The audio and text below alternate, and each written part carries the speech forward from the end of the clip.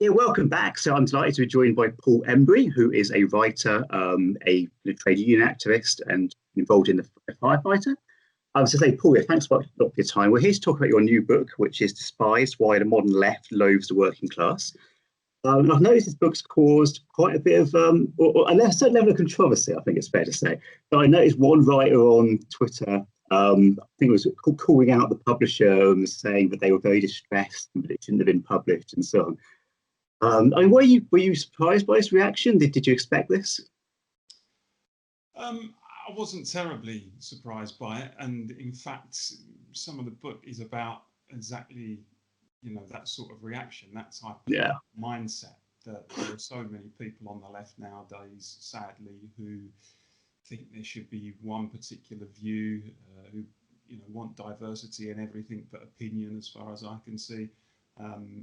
Use words and terms such as far right and fascist far too casually, and tend to now just throw those sorts of terms at anyone they just happen to disagree with, whether it's Donald Trump, the Brexit Party, conservative newspapers. And the irony is they've levelled it, some of them, at me when I'm somebody on the left, somebody who's been rooted in the labour movement for 26 years. And anyone who reads the book, I'm pretty sure, whether they agree with it or disagree with it, will come to the conclusion that it doesn't in any way endorse far-right politics or fascism, and in many respects calls for the very opposite of those types of things. So it's sad, but it's part of our political culture now that these sorts of terms are used to demonise anyone who puts an alternative view. And if they do so from a position on the left, then you're the enemy within. And sadly. One big theme in your book is how Labour lost the red wall. And I remember you tweeting about this before the election, saying that this would be, the Tories' route to victory.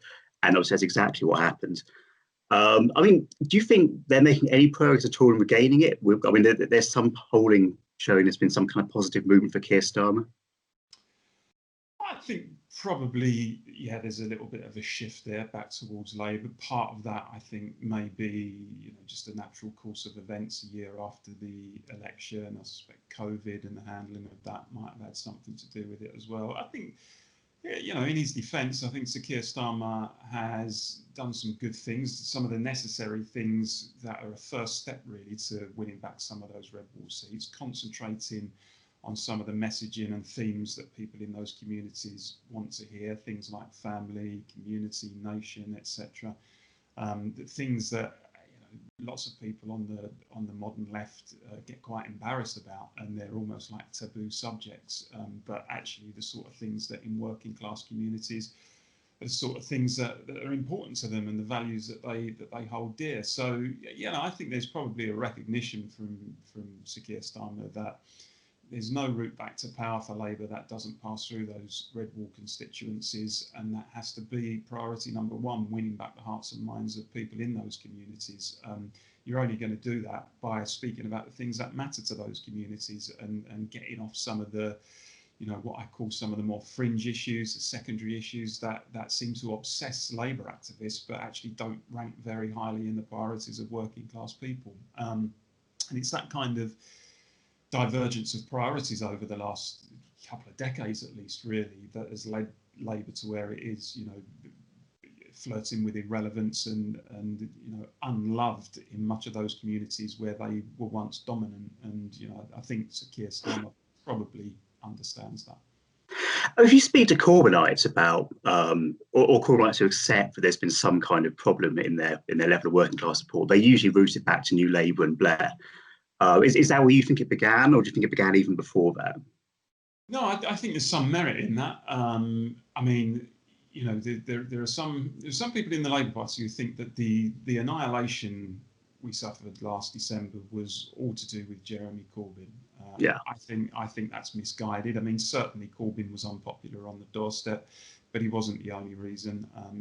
Some people want to put it all down to Brexit. Again, that was probably significant, but it doesn't tell the whole story.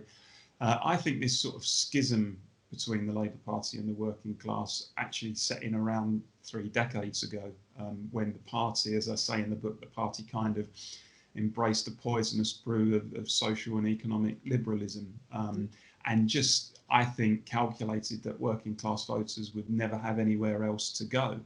And, you know, I think, as I say in the book as well, particularly the first decade of this century, I think was pivotal, because I think that the first decade of this century really saw in some of those working class communities the real effects, the acute effects of globalization starting to take hold.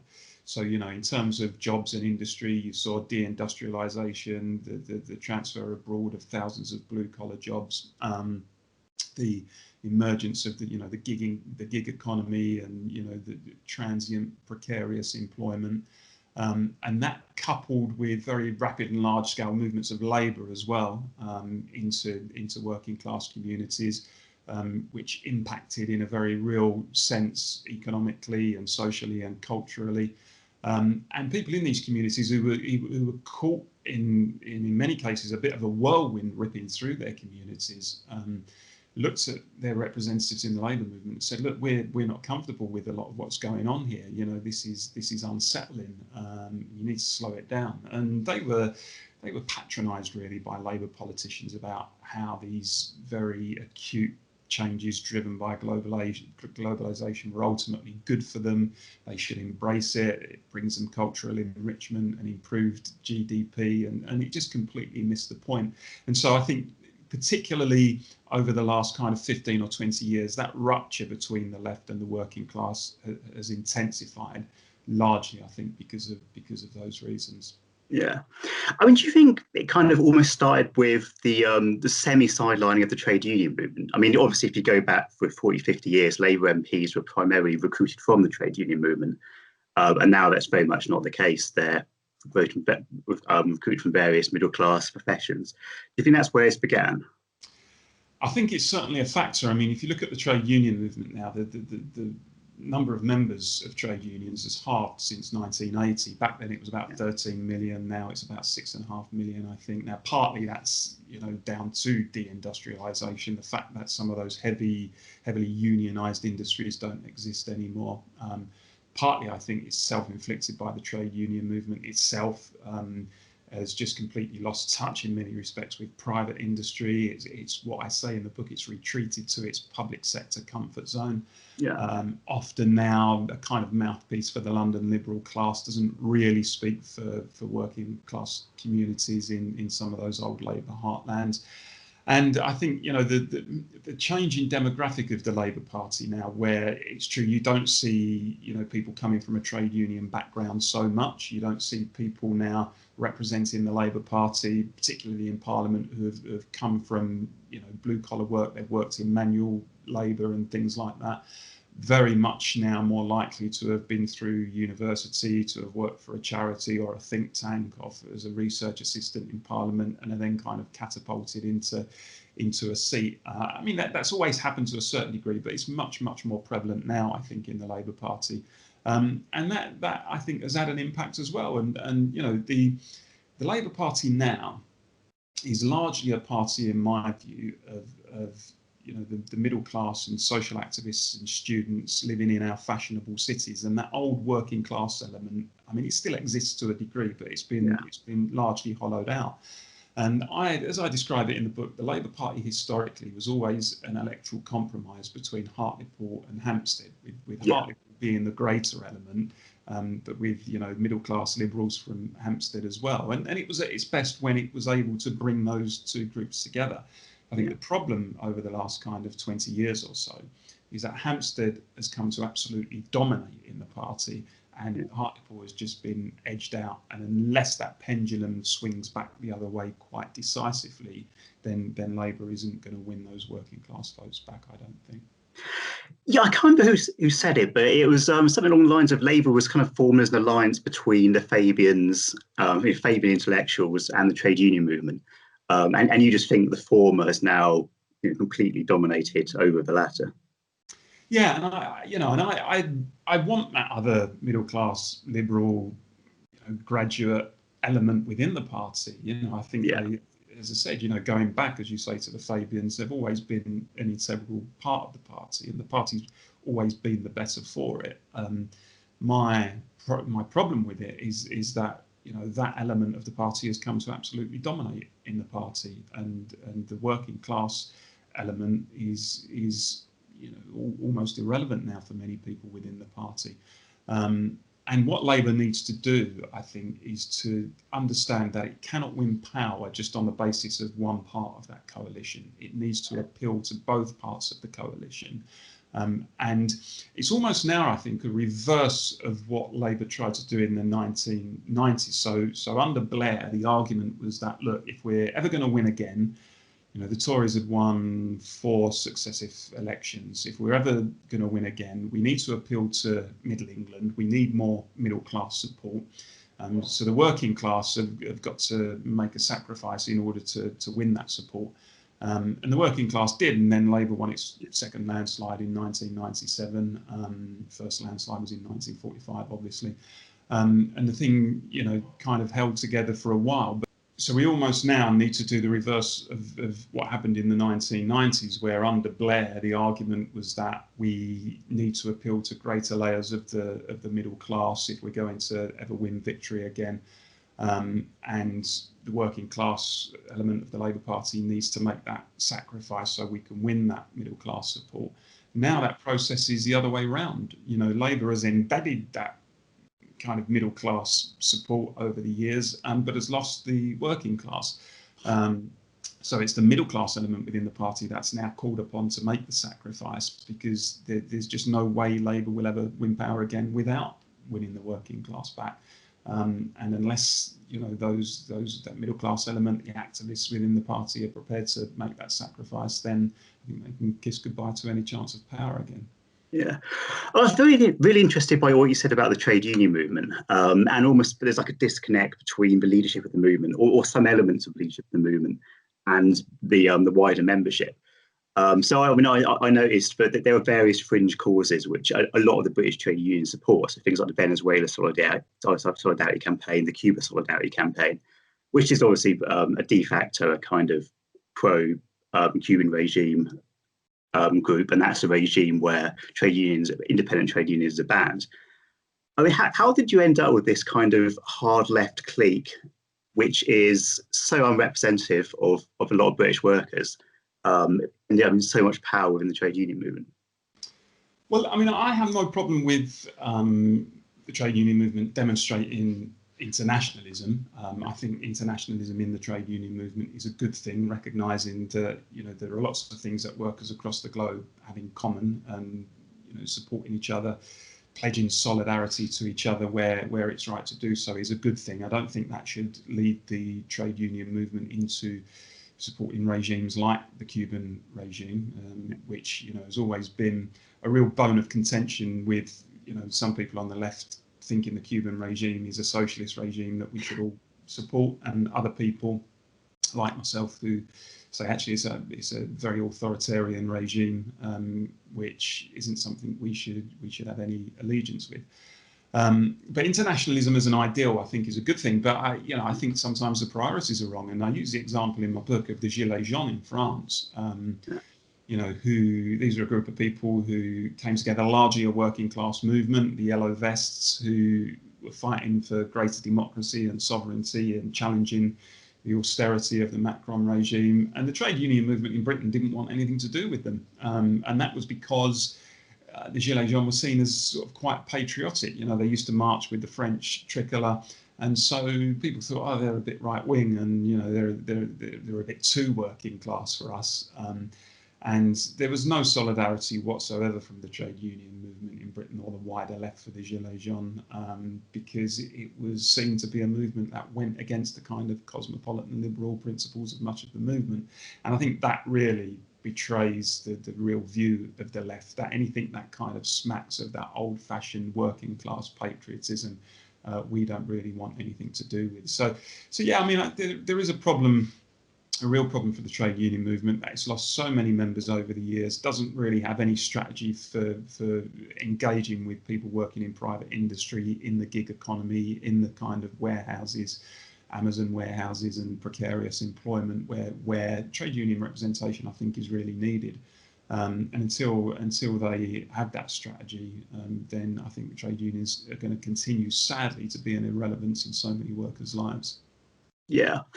One thing obviously that happened over the summer was there was a huge rise in identity politics. I mean, it's almost as though things are moving further away from where you want them to be.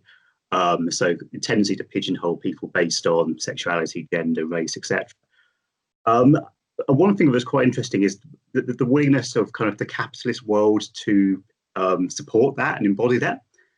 So, I mean, do you think there's kind of a sense of woke ideology and capitalism actually go quite well together? I mean, the capitalists are perfectly happy to make a few little on the side concessions to what woke ideology, as long as they don't have to change anything fundamental. Yeah, I mean, there's nothing worse than this kind of woke corporatism,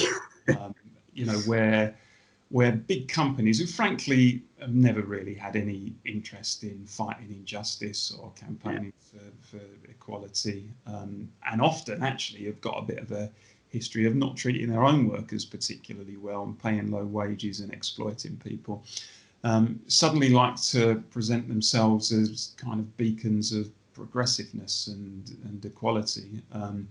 But it's in most cases, I just think it's a complete PR stunt. And where their profits are challenged, then they would drop it like a shot. I mean, for example, Arsenal Football Club has embraced, on the one hand, the Black Lives Matter movement, but then when Mesut Ozil, one of their players, spoke out about the treatment of the Muslims in China, the club couldn't wait to rush out a statement saying this is the player's personal view and we have no politics, and clearly thinking about their commercial interests in China and what it meant for those interests. And suddenly, the principle of what was right just went out the window.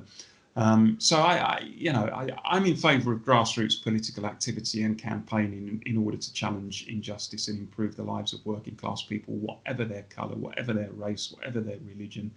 And I think identity politics, which fragments the working class, which looks at individual biological or other types of characteristics and uses those as a way to separate people from each other and to emphasize that separateness and almost to treat those characteristics as though they were virtuous in themselves, as worthy of some kind of special treatment.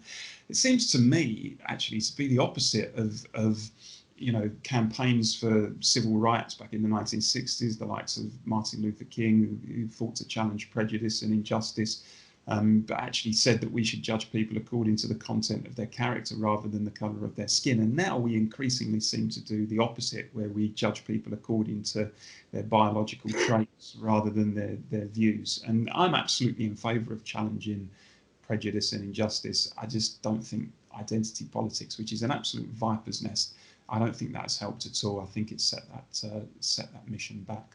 I mean, why do you think the hard left are so keen on identity politics, considering that, as you just pointed out, it can be co-opted so easily by capital? I think partly because the left now has become increasingly kind of middle class, people with a graduate background living in our fashionable cities.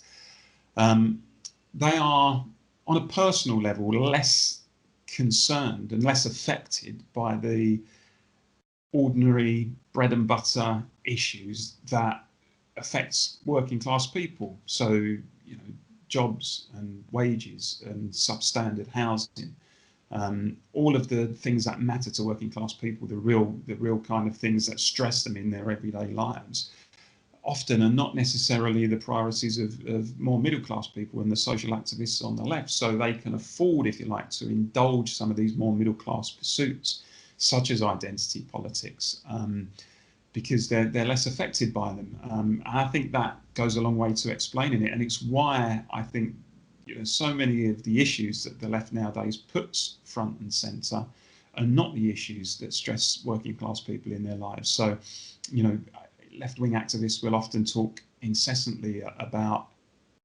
LGBT rights or migrant rights or climate change and that type of stuff. And I always say, look, I'm not suggesting for a second that stuff shouldn't be discussed. Of course it should. But if you go on the doorstep in these working class communities and you speak to people about their priorities, you know, they want to talk about law and order, and they want to talk about the impacts of immigration, and they want to talk about, you know, jobs and wages, and the local factory is closed down and I'm going to be made redundant.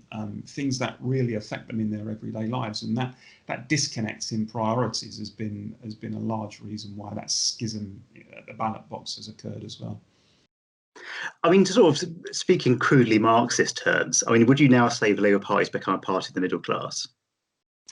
I think it's a weird combination now of, on the one hand, you know, the kind of liberal progressive centrists, as they like to call themselves, in the kind of Blairite mould, and with the election of Corbyn, more of a kind of far left student element that is coming as well. And I kind of present that as an unappealing sort of blend of Lenin and Lenin, John Lennon and Vladimir Lenin, you know, the sort of 1960s hyperliberalism of Lenin and the sort of far left authoritarianism of Lenin. And actually, you know, the kind of old working class element, which was communitarian in outlook, quite patriotic, very kind of rooted, and interested more in the day-to-day issues that affected people, the doorstep issues. You know, too few people in the Labour Party represent that tradition, want to talk about those issues, and it's dominated by this kind of unusual combination of the other two. Yeah. Obviously, I mean, Marxists talk a lot about economic issues for obvious reasons, but do you think that some social issues or even cultural issues also have a class basis? So, like, for example, law and order is probably the obvious one, where we know that crime is far more prevalent in working class communities. They're far more likely to be a victim of crime. And we also know from all available polling that working class people are significantly more likely to back tougher sentencing, tougher action against crime. Do you think it's an issue where Labour's almost come to represent a kind of middle class sensibility from people who don't have that much personal experience of crime? And in that respect, it's becoming kind of, as you say, alienated from its working class base. Yeah, I think that's absolutely right. And I'm not sure I can add much to the way that you presented the question. I think that's absolutely right. Yeah, I think that, I mean, on the issue that you raise, law and order, the left has got this tendency now to take a very kind of sociological approach to it, and almost to say that all of these things can be solved just by throwing money at people, just by investment in youth services, all of which I'm in favour of, by the way, you know, no problem with investment. But ultimately, I think in these working class communities that are blighted by crime more than any other communities, they also understand there's such a thing as free will, and where people break, you know, the moral code, then there needs to be a punishment for that, and that we shouldn't shy away from saying that. So yeah, I think that's a prime example of where there's a disconnect between a kind of very high-minded middle class element, and working class people who say, actually, you did wrong, you should pay for it, and you should be punished, and make sure you don't do it again in my community. Most definitely. Yeah. I mean, going forwards, so what I thought was quite interesting was in America with Joe Biden, is he recaptured some of the states that Hillary Clinton lost. So, you know, Pennsylvania, Wisconsin, what was kind of seen as the blue wall states, in the same way that obviously states are quite similar in certain respects to the red wall, so kind of former deindustrialized areas. Do you think there's anything Labour can learn from Joe Biden, but Keir Starmer can learn from Joe Biden?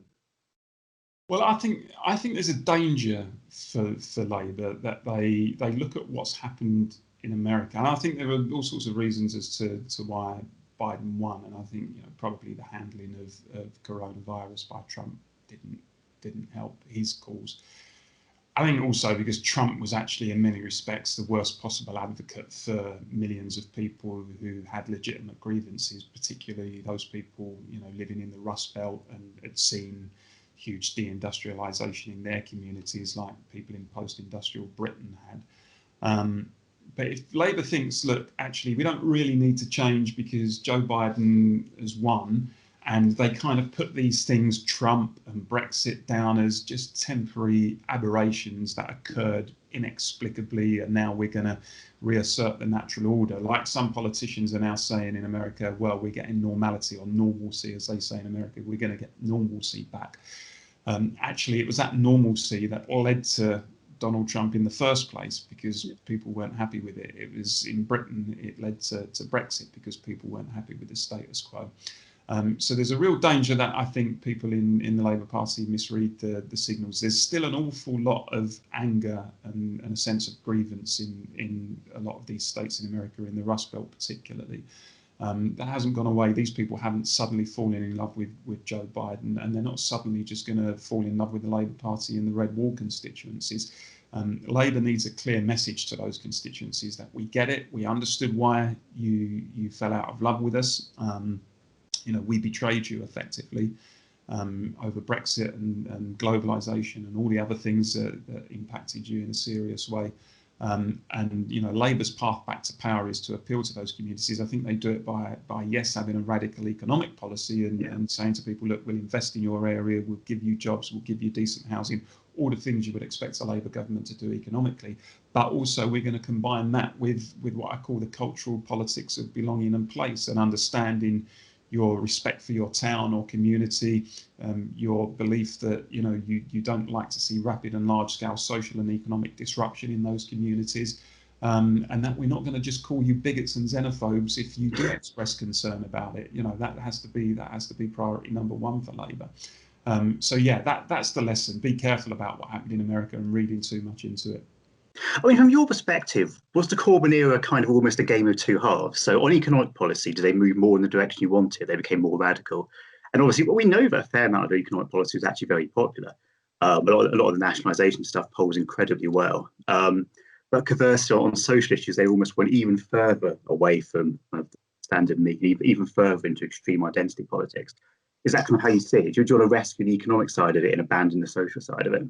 I think it's a reasonably fair summary. Yeah, I mean, I had a lot of sympathy with Corbyn in terms of, I think he was absolutely right to challenge head-on the politics of austerity, for example, in a way that previous Labour leaders had been very shy about doing, and I think it was right economically as well. I think austerity is the worst possible response to a flatlining economy. I think all of the lessons that we learned in the 1930s, that you can't, cut and slash your way out of a recession or a depression, because all you do is you suck activity out of the economy, you drive unemployment up, you make it harder to recover. That actually, when the economy is nosediving, you need to maintain levels of employment and investment, keep tax revenues up in order that you can pay down any deficit and get a recovery quicker. That sort of Maynard Keynes approach, which we learned in the 30s, seems to have been forgotten by many leaders. And, I think Corbyn was absolutely right on some of that stuff, and challenging the economic status quo and challenging vested interests. I think, arguing that, yes, we should close the gap between rich and poor. Yes, we do believe in redistribution of wealth. Yes, we do believe in tackling regional inequalities and boardroom excesses. All very good, and actually, as you say, quite popular in communities, many working class communities. But did Corbyn take the Labour Party further away culturally, socially from these communities? Yes, he did. Corbyn was seen as someone who wasn't particularly patriotic. He was, a bit of a globalist. He believed ultimately in open borders, very kind of liberal in outlook, and that sort of stuff doesn't really play well in working class communities. And so that's the gap that needs to be closed really between Labour and the working class. And until they close that gap, then there's no way back. Just one final question. I was trying to think before I came on here. So obviously, the problem that you identify started about 30 years ago. And what kind of Labour politicians before that do you really look up to and think were kind of, the patriotic social democrats? I mean, someone like Ernest Bevin would come to mind for me, but I'd love to know, who comes to mind for you. Yeah, Ernie Bevin was certainly.